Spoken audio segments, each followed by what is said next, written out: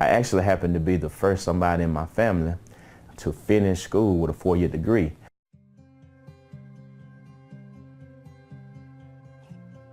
College was never really a talk.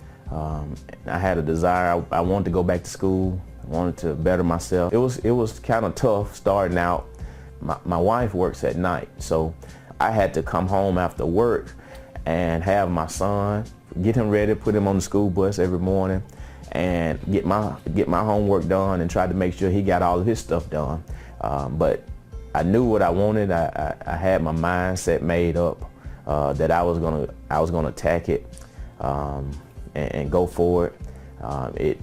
It caused me to have to really discipline myself to be able to do the coursework because to me, getting my degree was more important. I think I'm a better father. I think I'm a better husband. I think I'm a better co-worker.